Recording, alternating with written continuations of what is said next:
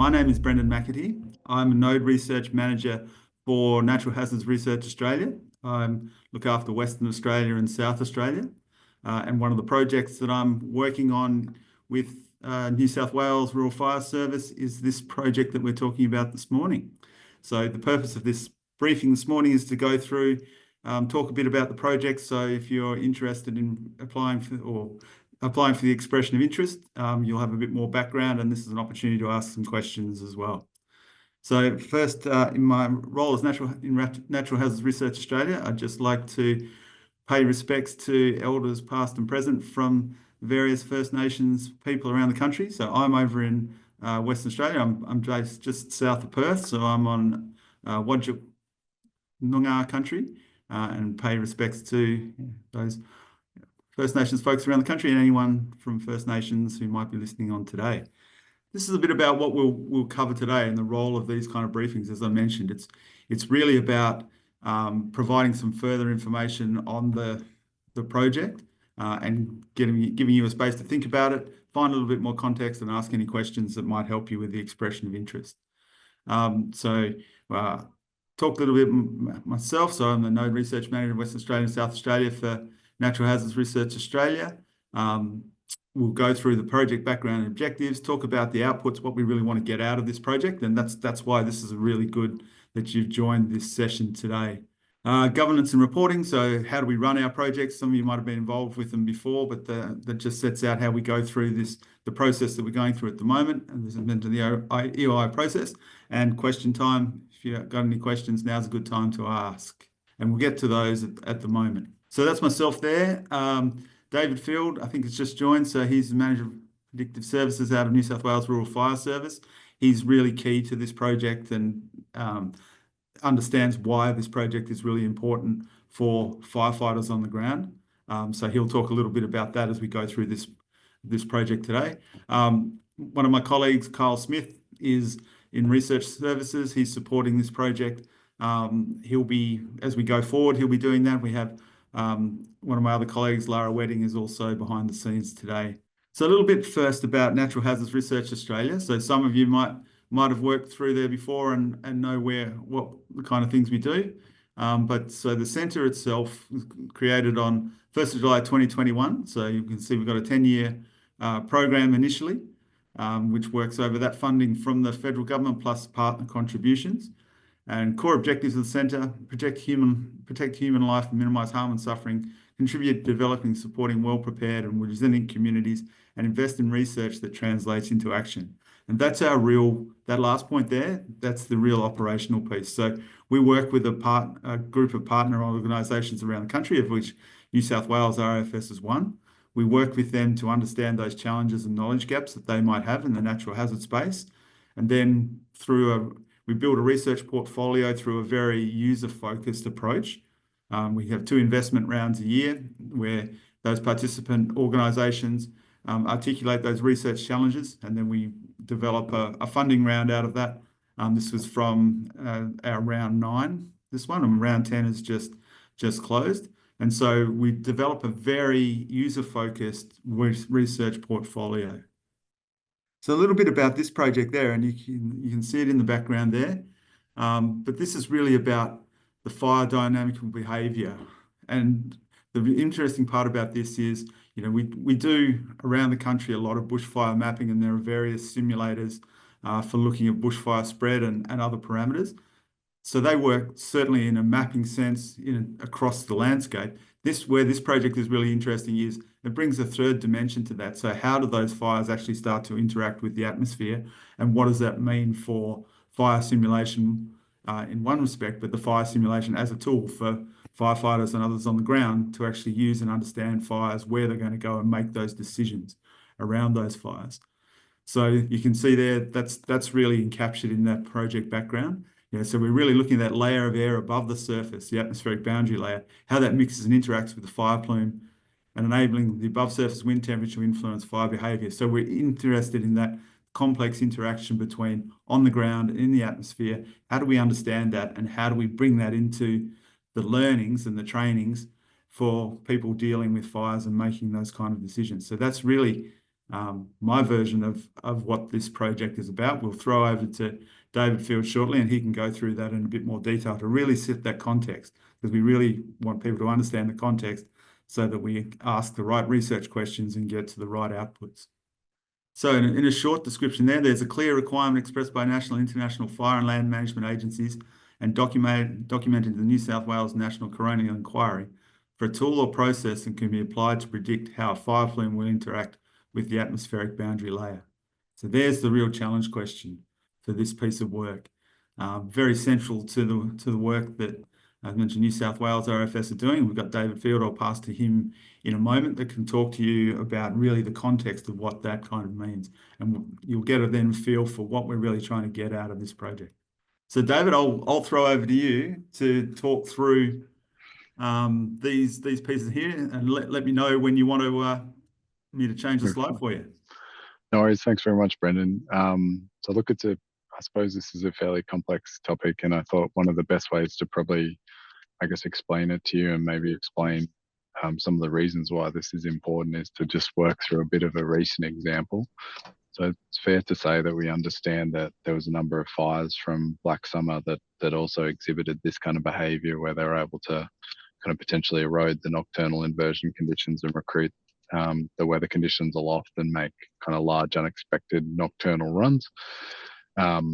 Unexpected nocturnal runs are quite problematic for fire agencies. Any kind of unexpected run is a challenge, but there's definitely less monitoring and there's less resources deployed to fires overnight, because often there's the assumption, which is not an unreasonable one, that fire behaviour is likely to become a lot more benign overnight.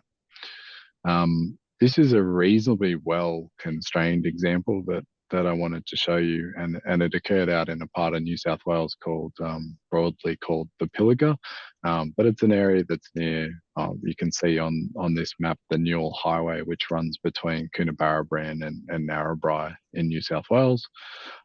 This just sets the context for this kind of example, which is the area that's hashed is the area of the fire shape as it was on the 16th of December in 2023.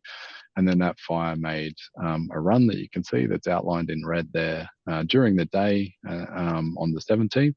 And that infrared image is a line scan from the early morning on the 17th. By this stage, I think that red line actually refers to this period. Sorry, no, the map is updated. That's good.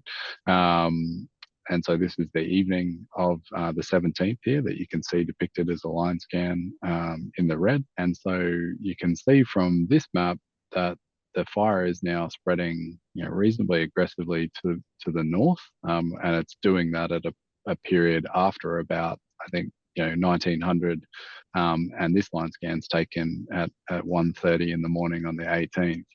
And so this is quite an unexpected fire run that this fire is taking, and whilst this example probably looks fairly sanitized and not too problematic, the actual area that this fire has spread to the north is around 6 kilometres, and so the fire's made quite a large run from multiple fronts. And what you can't see in this map, but where you can possibly see those two roads converging to the north, that's actually the township of Narrabri, which is quite a big town in New South Wales.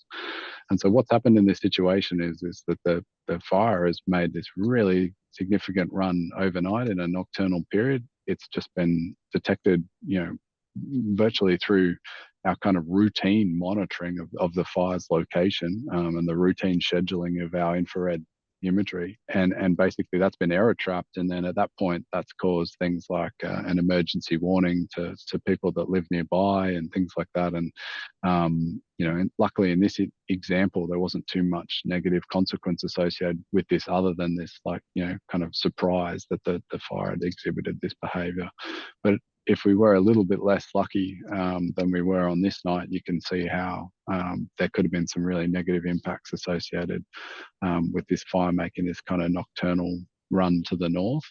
And so I guess this is sort of digging into the weeds a little bit, but this is kind of where we'd like people to be looking for this research project. And you can see what is a weather model sounding. So it's a modeled sounding, but you can see that there's some sort of southerly jet above this location, but you can also see that there's like an inversion at the surface, like a relatively strong inversion being resolved in the Bureau's access seam model there. And so, if you go back a slide, if that's possible, to us, it looks quite apparent that the fire is able to access and recruit that kind of weather to make that kind of run, like a 6-kilometer run in a couple of hours overnight, basically. So it's a really challenging situation for us to deal with. It's hard for us to spot. We don't have any tools that help us unpack this situation at the moment. It's really relying on you potentially having some incredibly experienced meteorologists and fire behavior analysts all kind of working together to maybe error trap this problem. So yeah, we'd be looking for some kind of tool that could better support us to pre-identify these kinds of situations going forward. Thanks, David. We'll go through some of the other project management and administration pieces. So if you've got some questions, hold them on for David, and we'll get back to them just in a little while. This is following on from what David's talked about, the expected outputs from this project. So you can see there that what we're really talking about is outputs of here which are really, really usable. So operationally practical and effective tool that forecasts the key fire plume and above surface meteorological conditions. And key things around those outputs there, an interesting blend to find that balance between being sufficiently simple to be easily interpreted by practitioners, and we saw the kind of maps that are commonplace in there. So in practice in fire weather and fire prediction options, but also complex enough to capture those essential processes that drive plume fire behaviour. And we saw there what it might look like on the map and the outcome of the fire on the ground, but driven by those kind of atmospheric profiles that David was talking to. Then sufficiently modular, the forecast tool may be used to incorporate future advances in scientific knowledge. So key thing around this as well is that, go on to that next page, is this is really looking at being interoperable with the tools that are used nationally. So AFDRS, Australian Fire Danger Rating System, Spark operational bushfire simulation, so that the work out of here becomes usable for people on the ground and also integratable, interoperable with these systems as well. So demonstrate the above outputs through an operational trial accompanied by a roadmap with resourcing requirements describing a final operational implementation of the tool. So we want to get to a point where something is demonstrated, that we can see how it works, and then pointing the direction to making it operational and integrating it with those kind of tools that we mentioned. So Spark and the AFDRS is where we want to get to for this project. And you can see there, so this emphasis on we need to get information tools out of this project that people can use on the ground, right? So project deliverables must include training in the use of tools for meteorologists, fire behaviour analysts, and other operational decision makers who may be specified by the project management committee. We'll talk a little bit about PMCs, but yeah, so the emphasis is really, we need to get things out of this project that we can use on the ground and work towards integrating into those larger tools. So that's we just talked about the core pieces of the research. This is moving into the project management side of NHRA. So, final outputs, record of final report, stakeholder presentations along the way, academic publications as befits the project and is of benefit to the research folks. Project plan, plain language statement, that's how it fits into the NHRA's governance and portfolio of projects. We work on quarterly progress cycles, and then at the end, project evaluation report. And we have one of the really strong things about Natural Hazards Research Australia is investment in communications and a really strong comms team. So we work pretty closely with all our projects with the comms team to make sure the right information is getting out into the sector and people find what they need. So relevant communication outputs, including but not limited to presentations and posters at some of our conferences, those kind of things, and then engaging in other webinars as they come along. Yeah, as mentioned there, quarterly progress reports, project reports at the end, and those relevant communication outputs. And then, so they're the key things that when we work with projects that fit into our portfolio, we make sure that they go through all those points to make sure that we're doing good work and it's getting communicated out. This is also a space where we like to try and, work closely with the end users to identify the problems. And we also welcome any innovative outputs that your team can deliver to address the outcomes as well, utilising the experience and research capability that the teams that you might have. So we talked about outputs, those things that the project will deliver. This is when we talk about outcomes now. We want to go on and say, what's the implications of those? What are the benefits that flow from being able to do those kind of things? You can see there, this is a problem that we're addressing, which is not just Australia-based, but one that's noted globally as something that needs to be done better. And so outcomes benefit the general community, improving the accuracy of operational decision-making, community warnings, and fire spread predictions. Safer prescribed burning with fewer unexpected fire runs, and we saw the demonstration of that, we're talking about with unexpected fire runs in those slides that David went through. And improving understanding of plume behaviour and visual cues to benefit the firefighting community by providing real-time awareness of changing fireground hazards and hazards for firefighting aircraft, among others. Two key kind of pieces there. As we're talking about those outcomes, David, is there anything you'd like to add that helps the context of those pieces? No, look, like hopefully the example kind of, I guess, demonstrated why this is important to things like decision making and community warnings and things like that. So I possibly didn't do the best job of explaining it, but yeah, that particular event led to some community warnings that were hastily put together and in the end probably not required, and that related to, I guess, probably how unanticipated that behaviour was, and also then the people that were trying to manage that fire not knowing how long that behaviour would persist for either. So it's this real vacuum of information, I suppose, which is quite challenging for us to deal with. So yeah, hopefully that helps provide additional contextual information to that one. Yeah, and then the last one, yep, that'd be great. Providing additional information for those other firefighting activities would be fantastic too.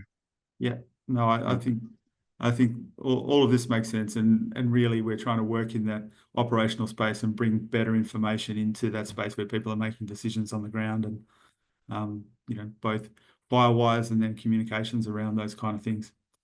So yeah, what I really think is powerful about this project is working with that complex science and working to translate into those kind of operational benefits. So they're all parts of this project. In general, so collaborative approach. You can read those bit there, but we have a centre which is very collaborative, works really well in between the research community and the agencies like Rural Fire Service, and then backed up by the communications team. That's our real vision of collaboration. All those groups working together to really provide better information, in this case, to people on the ground who need to use this. So taking really good science, really good research, and making sure that we turn it into things that people can use. So budget and timeframe for this project, there's a budget envelope between 800,000 to 1.2 million over a timeframe of, we expect, about 3 years. When you'll see our project application documentation, so the expression of interest form, you'll also see a budget spread as well. So please make sure you use that and describe the elements of the budget well through that spreadsheet. That's really important for our review and assessment of the applications that we get.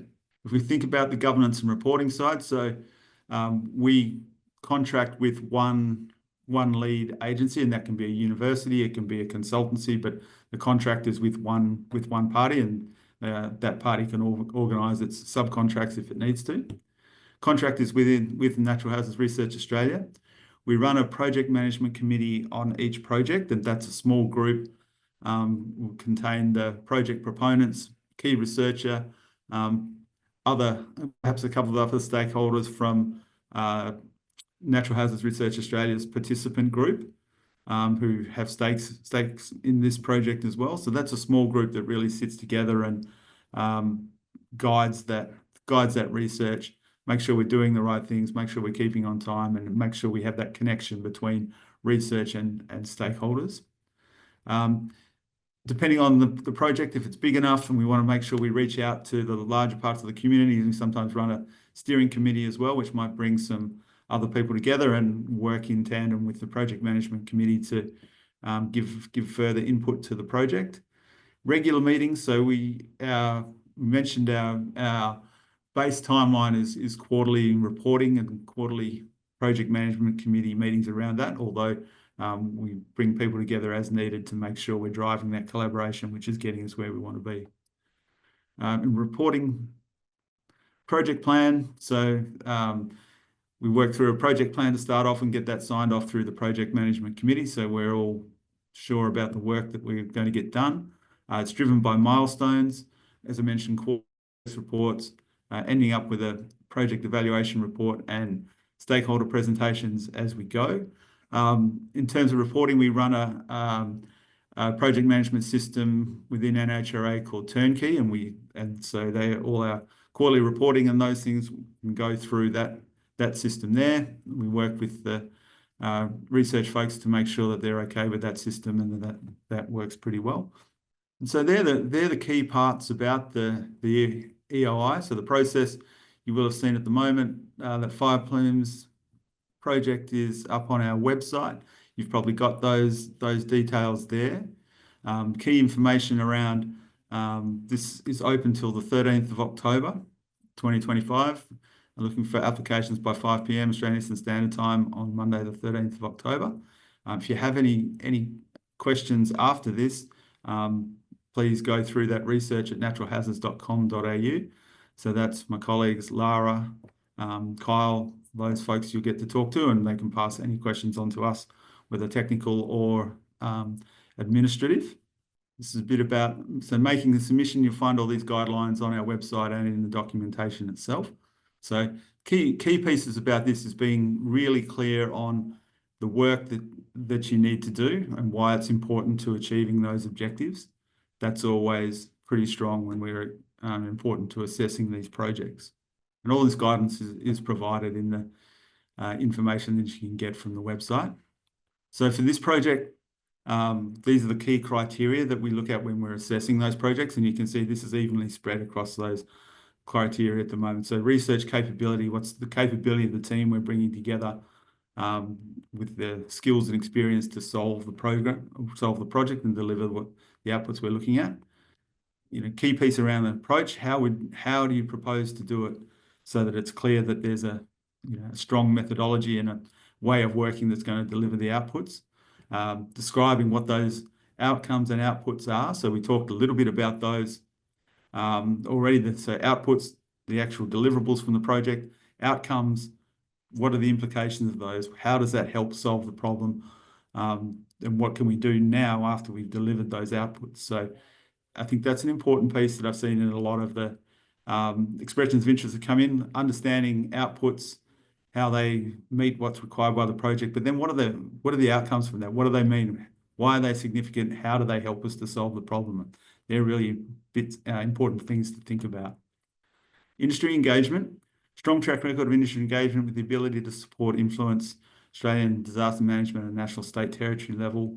So this is an important piece as well. So this is, when we talk about this industry engagement section, not so much how we work and collaborate with stakeholders in this program, but talking about the work that you have done, demonstrating how you've collaborated with on other projects in the past, with people within the industry and the emergency management, disaster resilience sector, outside that as well. But this bit is really about giving us a good view that you collaborate really well, that you're well connected and really work well with stakeholders, not so much about what you will do on this project. And then the value for money part, which is also always important. So we work in a way that we're not always funding the lowest cost. We're looking for the best value for money outcome. So that's really important to consider as well. And so not just the work that you're doing, the costing of it. We do look at in-kind contributions from the university parts, and we like those to be spelt out and realistic. So they're the key parts that you'll see in the assessment documentation, equally weighted on this occasion. So this gives us a bit of the timeline. So you can see here we're in the orange there and the briefing currently. So we've got a few more weeks before the expression of interest is join is ready for submission with the close on the 13th of October. Then is our timeline to go through those applications and notify successful applicants. And then our timeline after that, noting that there's Christmas in the middle to work towards getting this project up and going. So they're the key pieces of information. Thank you for that. Let's open it up to questions now, and that can be administrative governance questions or technical questions. Please. Yeah, just I've got a specific question. Just want to check for the relevance of what we're thinking of anyway. You'd say that you're kind of looking for a tool to assess in, the forecasting of these types of events. Would augmenting existing tools such as Spark with better parameterizations for their internal schemes, is that relevant? So what we're thinking of is well, we have existing high resolution simulations of boundary layers that are idealized, that are, highly three-dimensional, very computationally expensive things to run, and obviously not really relevant for doing real-time fire prediction like you need, but they can perhaps better inform um, some of the parameters that are under the hood within Spark. So would developing improvements to Spark via these types of high fidelity simulations be something that this scheme would look to support? Look, I think it's highly desirable that any sort of solution that's proposed is able to be integrated with systems like Spark ultimately. Yeah. For sure, definitely, probably need to say that. But I guess it probably needs to also be able to be built outside of Spark and performed, without necessarily requiring a simulator to be utilized as well. So I guess we're more looking for some kind of kind of forecast product that would suggest that under these kinds of conditions and in this situation, this kind of phenomena is able to occur, is what I would suggest. Yeah. Okay. But there's still potentially could be a pathway there if you think of potentially how a Spark could work. Could be ultimately, and I nervously note that there's a developer for Spark online, so I'm kind of giving him work, but he might unmute in a sec. But it would be sort of, obviously Spark has some appraisal of like how much energy is being released by a fire by virtue of the fact that it has fuel layers that are in kind of things like tons per hectare and stuff like that, and it understands potentially what fuel stratum are being consumed by that fire and how fast that's occurring spatially through the landscape. So Spark can provide that kind of output to, and I think, it is worthwhile thinking of it from a fire agency perspective to say, these are the tools that are available to fire agencies, not just Spark, it's just more in the fact that fire agencies will have some appraisal of how much energy is being released by their own fires through fire behavior analysis or Spark or even Phoenix rapid fire or even, things like AFDRS potentially. And then if this product was able to be laid over the top of that and said, well, with this energy, this is likely to be the outcome, or this could be the outcome, or this is the probability of the outcome, or something like that. Yeah, something like that would be what we're looking for. Yeah. Okay. So while I've got the floor, just one other kind of question, just to kind of confirm my understanding of the phenomena. I might just repeat it in my language to make sure that I got it right. So is the phenomena of interest when the fire plumes interact with the atmospheric boundary layer and draw high momentum fluids from high altitudes toward the surface, which then accelerate the flame propagation speed? Is that the specific case that I, you're interested in? Or I think from what we've seen, and it's probably like potentially a part of this project to put a bit more of a defined boundary around exactly what that phenomena is. But the periods where we've observed this behavior, we've seen the kind of nocturnal inversion successfully form in the surrounding landscape in the form of automatic weather stations observe pretty still conditions and the kind of fuel moisture conditions you'd expect for being under that inversion. But like you saw in that example, that fire clearly wasn't sitting in like light wind speeds. Does that make sense? Uh, And so it's making a run to the north under some kind of southerly wind. And then when we investigate those kind of scenarios, we see that there's often some kind of nocturnal jet sitting above the nocturnal inversion. And yet, when we unpack the situation spatially, we see that the automatic weather stations, the nocturnal inversion did form, or appears to have formed at each of those weather stations that's not located at the fire. And so the inference is that I guess the fire is somehow eroding those kind of conditions and recruiting perhaps some part of the jet or something like that. So, yep. yeah, got it. Thanks. Great. Thanks, David. Thanks, Vasily. I don't have anything to add.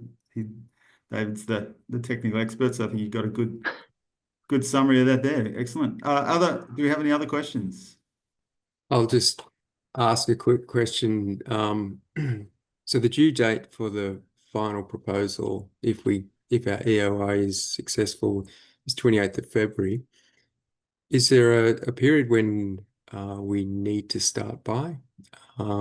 Is there, would it need to be fairly soon after that, or is there some time window? So that piece there is I guess our project development timeline to have everything ready to go. I think that would be a discussion with the project management committee to agree on the research plan, which says start date X.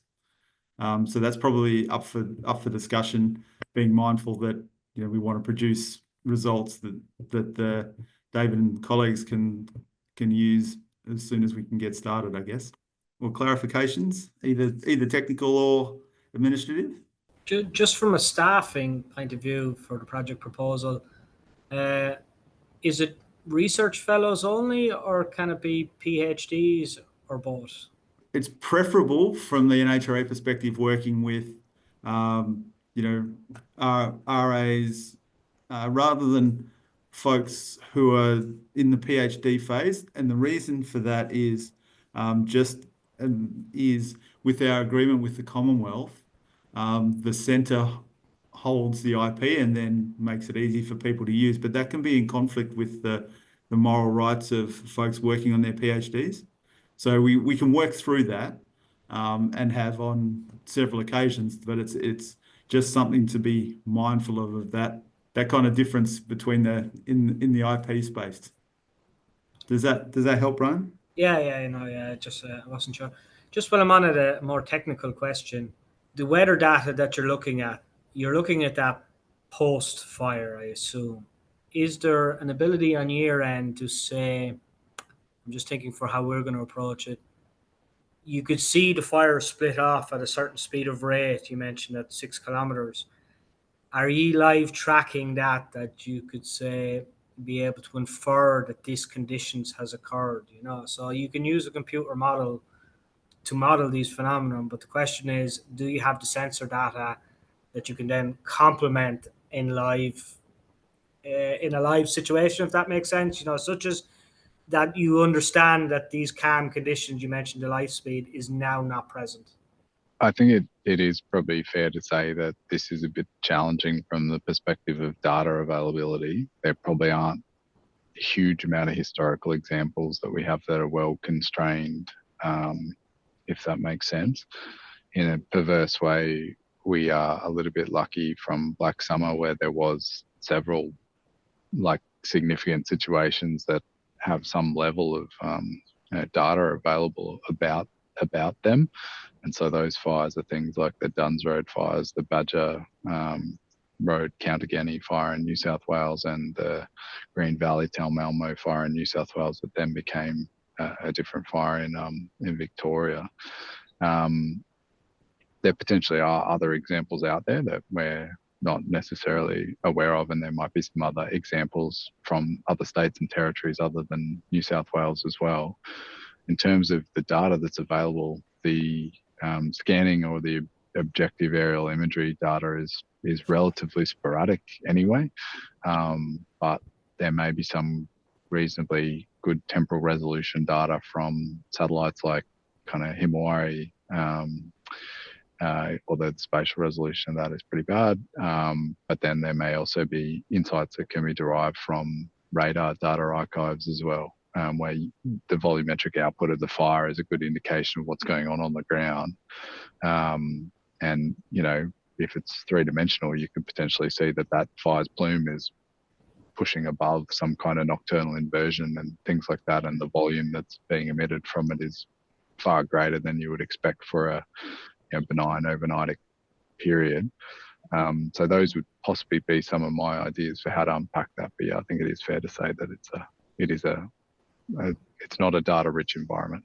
Yeah, I'm just trying to think, you know, it's a numerical model, you know, validation, you know, how you tie in what resources you have available, what kind of simulations and models we could use to predict it. So no, that's perfect. Thank you for that. Great. Thanks for that question, Brian. David, Mika. Hey, Brendan, thanks. Question kind of linking back to one of the earlier ones on PhDs. There's a part of the project outline that we think would be pretty well suited to a PhD student. How would that work as the EOI process, and would the NHRA be open to that and involved in that? What might that look like? And is it an option or not? I guess is the main thing. Yeah, so it is an option that it's possible to talk through. The main consideration is around, you know, the IP and those kind of pieces. Just have to come to that agreement. And as I mentioned, it's been done before. So it's just making sure that we can get to that agreement so that our IP agreement with the Commonwealth and then with the university and the PhD student involved, so we just resolve any conflicts that are there. All right. Well, I'd just like to thank everyone for making the time today. Thank you to David for making the time to set that context for the work. I think there were some really good descriptions in there. It's going to be a really interesting project. Like I say, translating some really complex science into some really usable tools, and in short thing, and with, that's really important for people to be able to use as we start to deal with these different types of fires. So thank you very much. With that, we'll close the briefing today. If you have any questions, reach out to the research at naturalhazards.com.au. Ask those questions there. We'll put those onto the FAQ website. You'll find some questions already linked to this project there. And as we get any other questions, we'll add those on there as well. So thank you very much. Enjoy the rest of the day.